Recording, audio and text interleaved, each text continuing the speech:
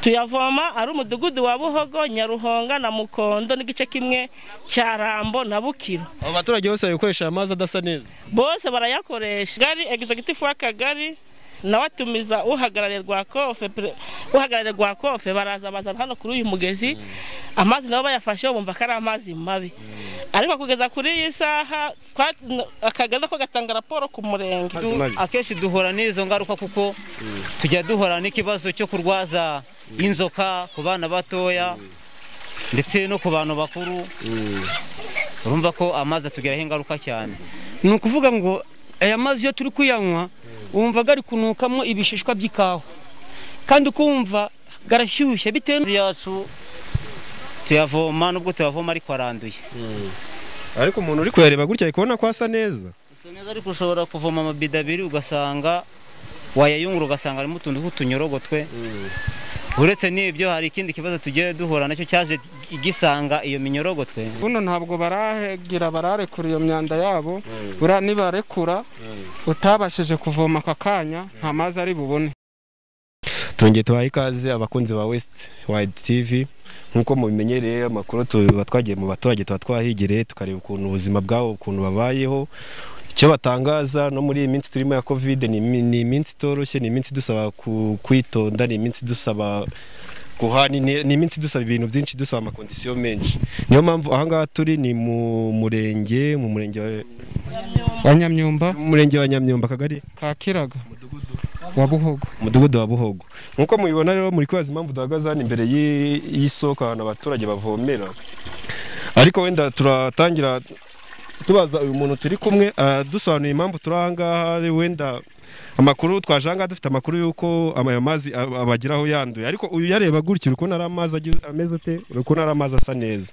Ese ubundi bimeze bite isoko ko mwatubwiye ko amazi abasa nabi tukatubona amazi ameze neza? Murakoze. Iyi soko uko uyibona amazi asa neza, ariko ntabwo ari amazi meza. Ntabwo ari amazi meza. Umuntu ashobora kumva ngo asa neza ariko ntabwo ari amazi meza, ntabashe gusobanukirwa. Ubwo yaba atari amazi meza gute kandi asa neza? Gutya amazi uko yabona ni amazi iyi ni isoko tuvomaho. Noneho twaje guhura n'ikibazo cy'uruganda rwa Kofu, irarwangiza yangiza amazi yacu. Iyo aka kanya rwa Kofi yihera iri mu kazi kabo bahera ikawa, mbo bafite amasterine y'amazi yabo bakoresha, baba bakoresheje mu kawa, bamaze kuyakoresha barayarekura yagahura n'isoko yacu. Neno iyo bihuye duhita tunywa amazi mabi. Yatagera ahangaha yahindutse. Yagera hano yahindutse ndetse yananuka. None ubu ngubu impamvu turi kubona asa neza gutya nuko wenda batararekura iyo myanda ngo ihure n'ayo mazi. Buno ntabwo bararekura iyo myanda yabo, bura nibarekura utabashije kuvoma akakanya nta mazi ari bubone. Arahita agera ahangaha asa nabi. Aragera hano asa nabi, ndetse ugasanga ngaba bana watuma umwana kuvoma, ugasanga kuzanira ngayo mazi, ugasanga ateje ikibazo no mu rugo, ugasanga ejo warwajije inzoka cyangwa se n'ubundi burwayi buturuka muri aya mazi. Wenda tutaragira ku ngaruka ziterwa n'ayo mazi mabi. Wenda iyo amazi wenda ntago wakoresha amazi asa nabi, birumvikana iyo barikoye amazi bayahuje yaje asa nabi, ntago wayakoresha asa nabi. Ese ahandi hafi muvomera mwe abaturage hano, ahandi hafi mushobora kubona nk'amazi ni nkahe? Ni ukuvuga ngo nta handi twayabona, nuko navoma ya gusa kuko ni isoko dufite, kandi iyi soko ni ngari principale ihuriraho n'imidugudu hafi myinshi cyane. Mbese ni hafi ni ngakaga ni imidugudu, ntabwo ari akagari kose, ni nk'imidugudu 3. Imidugudu 3 byose uza kuvoma kuri iyi soko. No, ubwo y'amazi aje asa nabi kwa kumbwiye ko n'ahandi hantu hari isoko mupfa kuyakoresha ukwazi. Ni ukuyakoresha uko ari, kuko urabizi ko amazi niyo ya mbere mu buzima bwa muntu. Amazi abakeneye cyane. Uravuga ati wenda niba ufite ngundi wavomye ngo utuzi twiza uragenda ukamubaza neno yandi mabi ntawe icyo twifashisha nko kuyoga ariko ukumva ubu nari koga amazi mabi ni nk'ukundi wagera mu kigega cya sterine cya cyobo ukoga ukidumburamo ubu nazi kuri koga amazi mabi ariko aya nayo tukayoga gutyo. Nose ibyo bintu Uruganda dufite amakuru ko rushobora kuba rumaze imyaka hari runakora ibyo bintu byo kugira byo kuvanga ayo mazi yabo n'amazi y'abaturage byatangiye ryari? Mbo birangije imyaka ibiri muri gukoresha amazi asa nabi. Nicyo kibazo twajyaye ubuyobozi mbo tugiha mudugudu gurahagera gutanga raporo mu kagari akagari gatumiza deregiteri yageze aha tunaramwereka turavuga ngo barabikoraho ngo bagiye kuzatuzanira amazi meza iyi soko bayisibe. Ibyo byose twarategereje twarahebye ubu na n'ubu n'izi saha ni nayo mpamvu tunakinywa ayo mazi tunategereje nk'ukuntu bana bitubwiye ngo ubuyobozi sinzi icyo tuzakora niba mwatuvugira mbese. Murakoze cyane katuganiza n'undi muturage twumve we ikintu arabitangazaho. Turi kumwe n'undi muturage twari turi mu kibazo cy'amazi hanga. Iki kibazo wowe wabukize? Iki kibazo ndakizi. Wowe ukizi iki kibazo cy'amazi? Nubwo ngewe ndaturiye muri uyu mudugudu ndi mu mudugudu wa Mukondo ubwo abana bacu bari kuza kuvoma inanga bitewe nuko natwe amazi twayabuze gari ya Gambona. Nayo ngaya se? Ni amazi yo kuri za rubine natwe twarayabuze ukanda kagarukaho. Ni ukuvuga ngo aya mazi yo turi kuyanywa wumva gari kunukamo ibishishwa by'ikawa kandi ukumva garashyushye bitewe nuko haruguru kuri Rwakofu hari ibidendezi bigera ngo kuri 3 niba atari 4 kimwe n'umuntu akiguyemo yapfa. Iyo bari guhera cyuzuramo amazi gakarigita gamara kurigita none akazahura n'iyi soko none ino soko igatanga amazi gafite oderi kandi ganashyushyemo bya bindi by'umwanda guva iri ya ruguru kuri Rwakofu hano haruguru ku Ruganda. Nose wenda abayobozi ngo mwarabibabwiye wowe ukwikije n'amakuru bufite wowe abayobozi babatangariza ikibazo kubakimara umwaka umwe imyaka 2 ni imyaka myinshi wowe ubona biterwa n'iki ku iki kibazo nigikemuke? Ngewe mbona ko biterwa nuko yenda haba hari ngubushake bukeya babikoramo abayobozi se kuko urugero ubuyobozi bw'umudugudu we yarabitanzemo inuza inanimo raporo.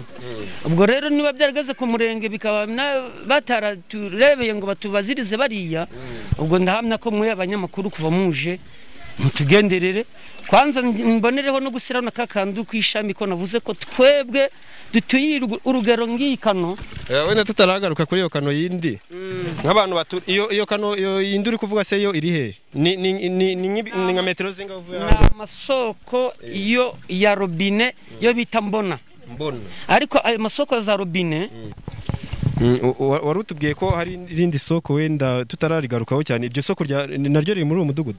Ayo masoko ni amasoko amwe y'inuza za robine twahawe ku buryo asandaguritse mu Murenge wa Nyamyumba ariko igihe kiragera amazi mayira midugudu yacu ari wo Mukondo ari wo Bukiro ukamanuka werekeza ku Rambura akagari kacu kari ayo masoko turayaburaga twajya tukumva ko gaheragiye ruguru mu bice byo ruguru muri za Rutsiro. Aherayo gute? Tubizi impamvu n'ubu ngubu turi guteranira kuri iyi kano ariyo mpamvu namwe nyine muje kudusura kugira ngo murebe ukundu dufite nk'akarengane kwayo mazi twahawe ariko none gahera iyo ruguru. Wenda aho ngaho ntago umuntu yasobanukirwa ngo amazi arahera nawe urukumva ko bitavugitse ni amazi ahera gute ubundi barayayobya bigenda gute? Ubwo muri make twumva ko ari igihe gari kuyobera munuza mu ruganda rw'amabuye y'agaciro bari gucukura iyo ruguru mu Kinombe niko tujya twumva mu makuru y'abaturage. Yose mwe nk'abaturage namwe murabiza amazi mama yakeneye cyane nta munsi n'umwe urafata urugendo ngo ugereho ujye kureba wenda niba ari byo cyane niba ari amagambo y'abantu. Oya nose kubera iki cyane amazi aho ujye yakeneye turayakenera ariko kugira ngo ngiyeyo kuko iyo ngiyo haba hafite abasekirite naho byanjyana mu urwo ruganda rw'amabami rw'inuza rw'inani rw'amabuye ko twumva ko ariyo amazi bayayobereza. Nose muri iyi minsi ya Covid ko tuzi ko amazi akenewe cyane umwe muri kubasha kwirinda covid gute nta mazi mufite cyangwa mufite amazi asa nabi kandi dukeneye amazi ameze neza n'isabune nukuri kureba guke hano buriya abantu ni bakeya barahangaha buriya nga nimugoroba nuko biri kujya baragara gucya bakajya bashyiraho abantu tumujya murareba mwirinde covid hagande bakeyakeye bajye baravoma bategeranye naho ubundi amazi gano abafite imbaraga bamwe barayateka ariko abadafite imbaraga tuvakomera aho ngaho. None wowe nk'icyifuzo cyawe nk'umuturage ni iki wasaba? Icyo ndi gusaba nasaba kugira ngo ubuyobozi budukuriye kuko ubwo umudugudu bwo bwarabivuze cyane cyane ng'umurenge wacu Nyamyumba batukorera icyo bita ubuvuganizi rwa kofu ishakisha uburyo yazakora icyo bita ibigega bya bimanuka mu gari amazi gw'imyanda y'intuza y'inani y'ikawa hanyuma yo kujya yivanga n'aya mazi cyangwa se rwa kofu idukururire kwa gari amazi gaza robine ituzanira hano mu mudugudu wa Buhogo kimwe nguko natwe mu mudugudu wa Bukiro twabuze ari amazi nanone ubuvugizi bugakomeza gucyo tugira ngo imibiri yacu igende neza. None icyo wasaba se kuri ya soko yinde tubwiye iyo isa naho iri kuziba amazi atari kugira ku baturage zira za robine. Okay.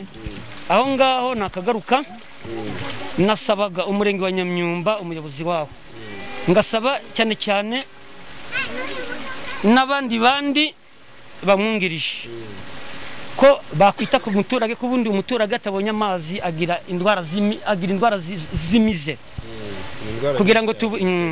kugira ngo bihangane byibura baturekurire amazi niba byibura garaho gazibiye batubwire dukora n'imiganda ariko none ago mazi gaboneke. Urakoze cyane. Murakoze namwe. Turongeye tubaha ikaze abakunzi ba Westwide TV. Ubu ngubu turi kumwe n'undi muturage nagiye kutubwira kuri iki kibazo. Mukomere papa. Nitwa Nabareshya Leopold. Ntabareshya Leopold. Ntabareshya Leopold. Nawe utuye muri uwo mudugudu? Muri mudugudu wa Buhogo. Nose ikibazo cy'amazi turi kumva wowe ukizihe? Ikibazo cy'amazi. Uruganda rw'ikawa rwatangirije mbere. Bimaze kurangiza mbere turabikumira bivaho. Bimaze kuvaho. Haza imvura yaguye cyane yihururu. Isenya umugezi. Imaze gusenya umugezi abaturage twikuramo ko twaturimo ndetse twivana n'iceri turawusigasira wongera uba neza. Ubwo uruganda rw'ikawa rumaze kuza kuri saho aho ruhagarariye nge ni mucamake kuri saho umugezi uhagarariye uruganda rw'ikawa narwo ruratwangiza bite n'ibyo byabo bacukuye umugezi ukanuka. Nose urwo ruganda rw'ikawa rwaje ryari?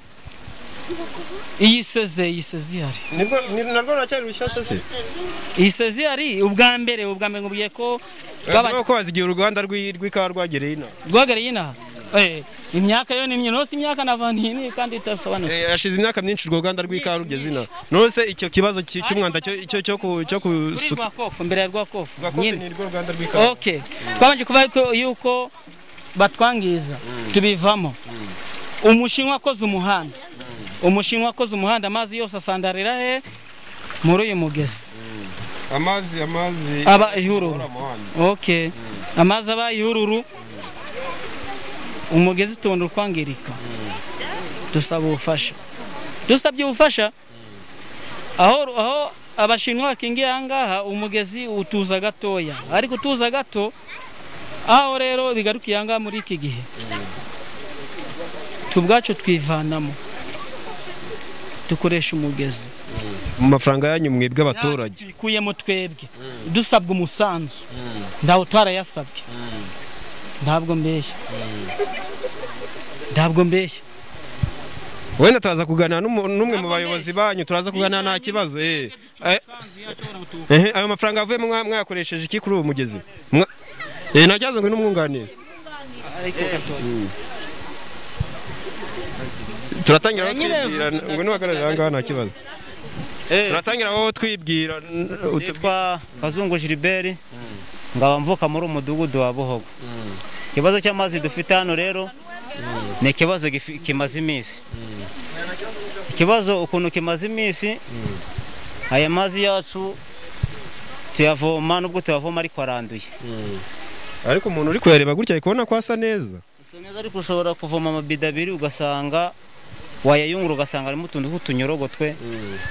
Uretse n'ibyo hari ikindi kibazo tugiye duhura nacyo cyaje igisanga iyo minyorogotwe. Hano haruguru hari uruganda rw'ikawa rwaje hamaze nk'imyaka irenga nk'itanu. Ikibazo rero twakigaragarije ubuyobozi w'umudugudu, bakoze raporo batanga mu kagari, batumiza deregiteri wari uhari w'urwo ruganda rw'ikawa, araza babinyuramo bemera ko bashobora kuduhereza amazi bakayageza mu mudugudu mu isantere, ariko ayo mazi ntabwo twigeze tuyabona. Ubwo zino nganda z'ikawa iyo sezi irangiye hari igihe bahindura undi muderegiteri. Ubwo noneho ikibazo twongera kukigaragaza nanone kuko wa muderegiteri batwemerera amazi yari yagiye, bahamagaza uwari uhari wari uje. Ubwo nawe aza kutwemera ko bazaduhereza amazi turategereza turaheba. Aya mazi mubona gutya tuyavomaho turi imidugudu 3, ndetse hari rimwe na rimwe ari igihe irenga kuko hari amazi uriya mugenzi wanjye yavuze yambona baduhaye batanze mu midugudu yo haruguru duhana imbibi. Izo mbona rero amazi aboneka rimwe na rimwe ushobora kujya kubona mu kwezi ugasanga habonetse nk'icyumweru kimwe, ikindi cyumweru ugasanga amazi yaboze. Iyo mbona iri mu gace kangana uturutse hano? Turi ni imidugudu duhana imbibi kuko turi mu kagari kamwe. Ubwo nabo iyo mbona ni mbona niki? Ni mbona. Ubwo iyo mbona nayo iyo amazi bwo yabuze abo baturage bo babasha kujya kuvomera he? Baza berekeye aha. Bakaza gukoresha amazi yawe. Ubwo urabona hano hariho abaturage, hariho munguwo muri Mukondo, mudugudu wa Mukondo, nabo mu mudugudu wa Bukiro, ugasanga hano habaye urumva umudugudu n'uwundi ubona ko ni urugendo rurerure. Nose kuba aya mazi asa gutya wenda tutaragaruka kuri iyo mbona, wenda nizihe ngaruka ari gutera nkamwe ku baturage, ku bana muri iyi minsi ya corona dukeneye amazi asa neza, nizihe ngaruka zihari? Murakoze cyane. Ubu ngubu urabona ko turi mu gihe cyo gukenera amazi kuko dufite ikibazo cya corona twugarije abaturage bose. Amazi rero urabona ko ari ingenzi kuri twese. Amazi yari yakenewe rero kuko akeshi bitewe n'iki kibazo cya corona dufite, amazi turayakeneye cyane. Niyo mpamvu ubona usanga nyine hano tubakeneye, ugasanga hano haruze ari benshi, tukavuga ati wenda nkamwe mwatuvuganira wenda bakatwongerera amazi, dufite ikibazo cy'amazi. Nase ikibazo cyo mu rugo wenda guteka ibiryo ukoresheje amazi asa nabi, abana kuyakaraba cyangwa kuyanywa, nizihe ngaruka wenda nta ndwara biri gutera mu rugo cyangwa? Warakoze. Mu bijyanye mu buzima bwa muntu rero uzi ko amazi akenewe cyane. Aya mazi rero uko yari niko tuyakoresha kuko ushoboye arayateka ubundi akayanywa, bayatetse abandi bagashyiramo za siro, ariko hari utabibonera umwanya cyangwa ubushobozi, ubwo bikaba ngombwa ko ayanywa uko ari. Yose ingaruka nyine ku bana, nta ndwara tuzi indwara nyinshi ziterwa n'umwanda. Wowe iwawe nta mwana urarwara indwara ngo ubone ko ikimenyetso ari ukubera amazi mabi? Akenshi duhura n'izo ngaruka kuko tujya duhura n'ikibazo cyo kurwaza inzoka ku bana batoya ndetse no ku bantu bakuru. Urumva ko amazi atugiraho ingaruka cyane. Ngaho ugira ikintu wisabira abantu babishinzwe rero, ugiye n'ikintu babwira? Nge icyo narindi gusaba nsabira na bagenzi banjye duturanye muri rusange, twarwanga ngo ababishinzwe batwiteho, baturwaneho, batwegereza amazi ku buryo rwose tutajya tubura amazi yo gukaraba, cyane cyane nga gutya turi mu kibazo cya corona. Noneho wenda buri mudugudu ikajya ubona ahantu ho kuvomera mu buryo bwo kugabanya n'akavuyo k'abantu benshi muri rusange. Avuga ndi rero ababishinzwe ndetse n'abavugizi badufasha bakagera ku babishinzwe bakatuvuganira natwe tukabona amazi nk'uko bikwiriye. Urakoze cyane papa. Namwe murakoze cyane. Abantu rero mukomeje gukurikira iki kibazo cy'amazi, ubu ngubu duhagararanye n'umuyobozi w'isibo ariko ahagarara umuyobozi w'umudugudu yagiye mu yindi mirimo. Tubaye ikaze kuri Westwide TV. Nitwa Izerimana Constantine, ndi umuyobozi w'isibo icyerekezo. Ahangaha rero twageze ahangaha twaganiriye n'abaturage, hari ibibazo byabaye by'amazi ngo adasa neza, ahandi amazi yarakamye. Ese ibibazo wowe waba ubizi? Ibibazo byo kuri uyu mugezi dusanzwe tubizi, bimaze imyaka igera muri 5. Nose nkamwe b'abayobozi mubona biterwa n'iki? Ntago mwakorera abaturage ubuvugizi cyangwa hejuru babwira ko hari ikihe kibazo ariye mpamvu ituma amazi iki kibazo cy'amazi kidakemuka? Nyine umuyobozi w'umudugudu twamugaragaje ko dufite impungenge y'amazi mabi, ko turi kuvoma amazi mabi. Twarangiza kuvoma amazi mabi tujya kubimubwira, arangije nawe n'umuturage utuye mu mudugudu aza kuyavoma, nawe yumva ari mabi, atanga raporo.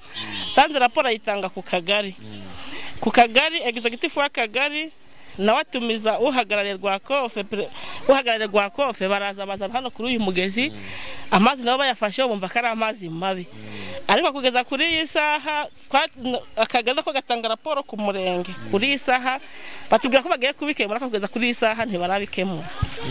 Nose ntago mubasha kubaza abo bayobozi abo ngabo babakuriye ba executive b'umurenge cyangwa ubutugari ngo bababwire aha ni ikibazo cyaba kigeze? Ba executive nabo ubwabo ntacyo batakoze, kandi bakareba gusenya isoko tukikeneye nta wundi mugezi twari twabona, ugasanga ari ikibazo. Kwisenya wo ntago ndakeka atari wo muti w'ikibazo, ahubwo bo iyo ubu ngubu nyine cyangwa mwaricaye mwarabiretse? Ntago twabiretse na n'ubu turacyabikurikirana, kubera ko nubwo ubona ari amazi meza, ariko kano kanya bavomye ngo mu ndobo nziza bagatereka mo hasi, wabona utuntu turi kuva muri iyo myanda turi kuzenguruka mu mazi.